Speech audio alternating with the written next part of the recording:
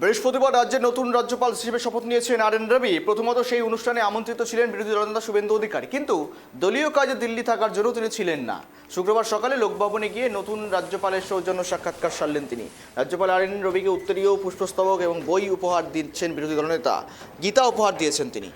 রাজ্যপালও শুভেন্দু অধিকারীকে উত্তরীয় পরিয়ে সম্মান জ্ঞাপন করেছেন। জনবিন্যাসের বিষয়ে নিয়েও কথা হয়েছে দুজনের মধ্যে।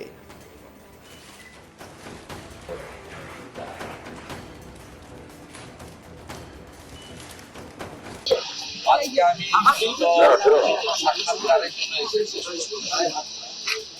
ওনাকে আমি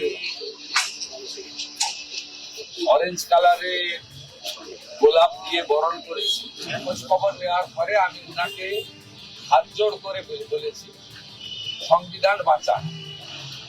আমি বলেছি আপনি তামিলনাড়ুতে ছিলেন, তার আগে আইপিএস হিসেবে দেশকে সেবা দিয়েছেন, খুব গুরুত্বপূর্ণ পদে ছিলেন।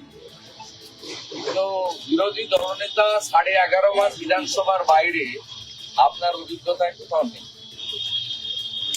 5 বার সাসপেন্ড করিয়েছে মমতা ব্যানার্জি আমাকে।